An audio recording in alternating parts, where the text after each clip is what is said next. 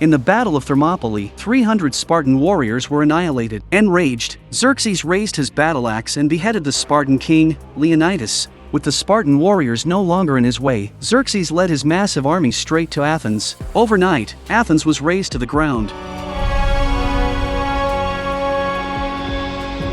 However, the mastermind behind this brutal war was not Xerxes, but a Greek named Artemisia. She was the supreme naval commander of the Persian Empire, a natural-born goddess of war. Possessing both wisdom and strength, she emerged victorious in every battle she fought. She had made significant contributions to the expansion of the Persian Empire, but her lifelong ambition was to annihilate all Greeks. The reason was that Artemisia, in her youth, had witnessed her family being brutally murdered by Greeks. She herself was taken as a slave and endured countless nightmarish nights. Later, she was rescued by a Persian envoy who took pity on her.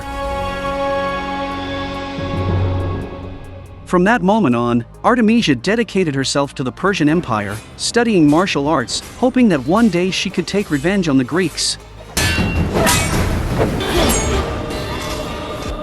Artemisia was exceptionally talented. She quickly rose through the ranks and became the supreme commander of the Persian navy. When the Battle of Marathon erupted, Darius secretly landed on Greek territory under the cover of night. However, they fell into an ambush set by the Greek army. These Persian soldiers, exhausted from months at sea, were quickly overwhelmed by the ferocious Greeks. Leading the Greek army was a commander named Themistocles. After repelling the surrounding enemies, he spotted Darius on a nearby ship. Themistocles seized the opportunity, drew his bow, and shot an arrow that struck Darius's vital spot. Knowing his time was short, Darius warned his son Xerxes not to follow in his footsteps, to let the treacherous Greeks be, for only gods could defeat them. However, before Darius could finish his words, Artemisia suddenly drew her sword and ended Darius's life. She knew this was a once-in-a-lifetime opportunity for revenge, and the weak prince could not achieve greatness. She told Xerxes that his father's words were not a warning but a challenge. Under Artemisia's persuasion, Xerxes visited a sorcerer's cave. Xerxes abandoned his physical body, offering himself to an extremely evil, fallen power. Moments later, a man radiating light emerged from the water. Xerxes had successfully transformed into the evil god. However, this was only the first step in Artemisia's revenge plan. She eliminated all the loyal followers of the princes in the palace. Only then would the prince obey her and become her puppet. Then, she had Xerxes stand before the Persian people, conveying her commands. Vengeance. War!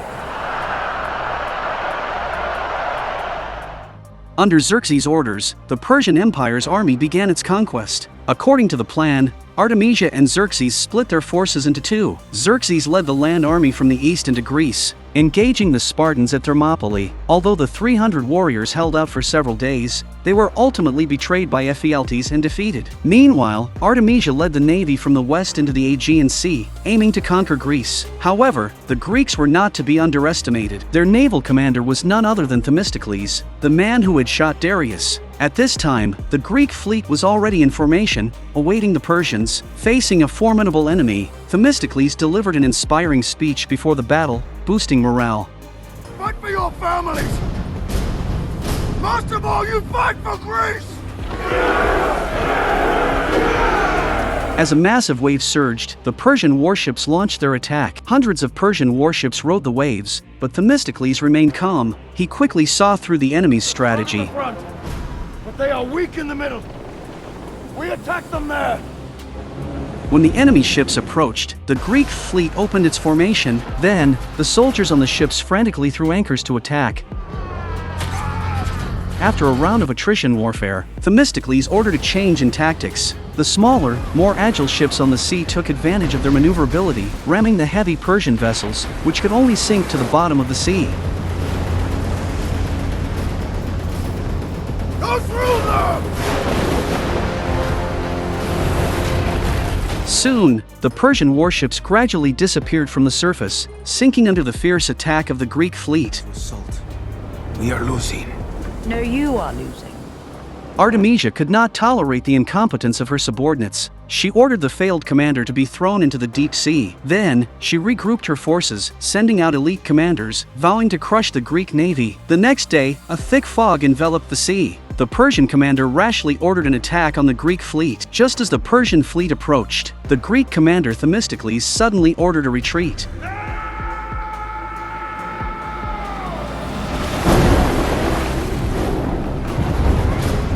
In an instant, the entire Greek fleet vanished into the fog. However, the Persian commander mistakenly believed the enemy was fleeing.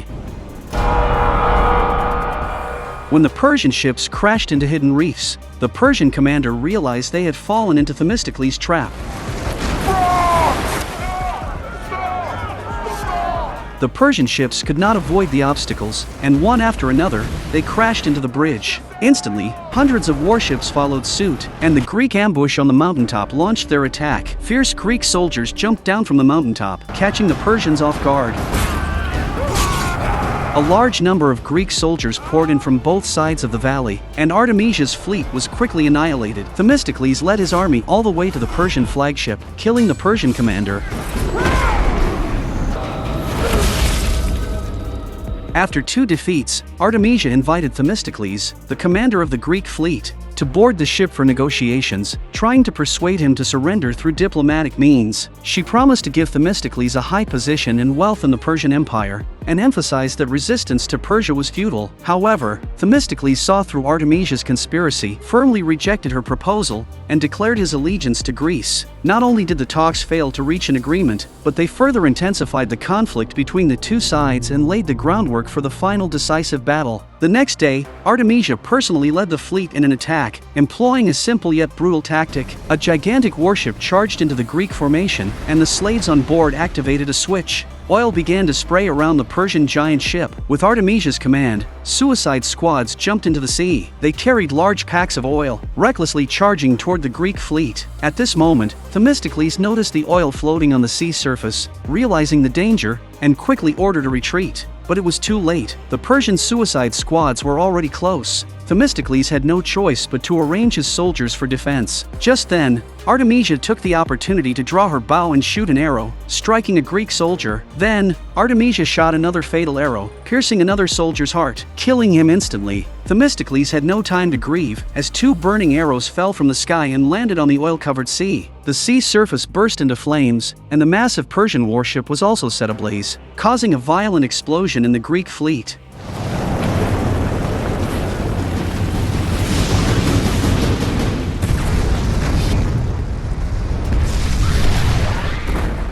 At this moment, Artemisia lit another fire arrow and shot it toward Themistocles' warship. Her target was the soldier who was climbing up with the oil bag on his back. In an instant, the sound of the explosion covered everything around. Themistocles' warship was destroyed, and Artemisia finally achieved her long-held desire for revenge. The Greek warships sank in the raging fire, and at that moment, Themistocles, who had fallen into the sea, opened his eyes. In a daze, he saw 2 giant dragons fighting over the corpses of his comrades.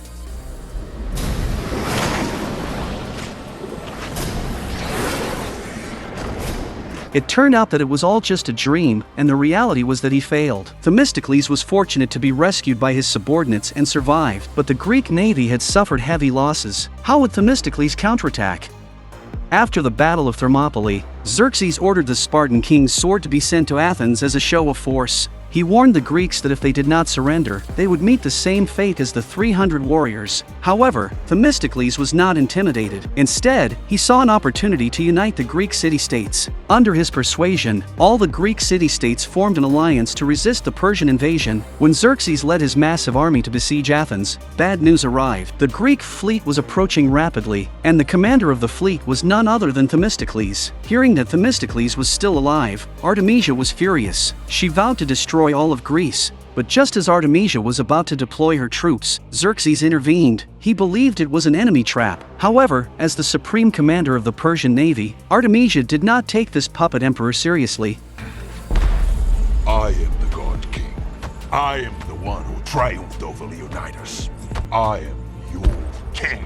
Enraged, Xerxes slapped Artemisia hard, but the stubborn Artemisia insisted on her plan. Thus, both sides were at odds, and the largest battle in history was about to commence. Persia gathered hundreds of warships and set sail for Greek waters, while the Greek soldiers stood ready. They smeared the ashes of their loved ones on their faces, symbolizing their resolve to fight alongside the spirits of the fallen. At the command of the Greek commander Themistocles, the great battle was about to begin. Greek warriors quickly grabbed the ropes on the ships, and the warships sped toward the Persian battle area.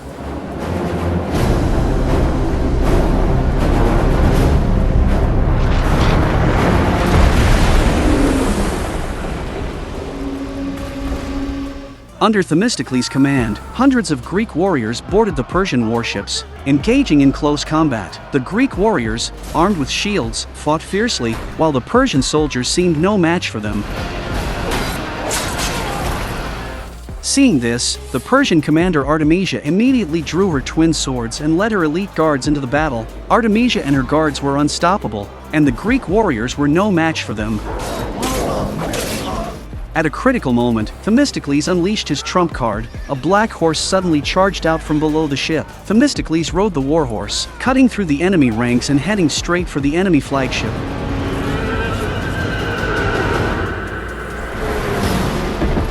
Just as Themistocles charged toward Artemisia, the horse was unfortunately attacked. After falling from the horse, Themistocles was besieged by Artemisia's elite guards, but he used his superb martial arts to take them down one by one. At this moment, Themistocles removed his helmet, and the enraged Artemisia charged at him, leading to a fierce duel.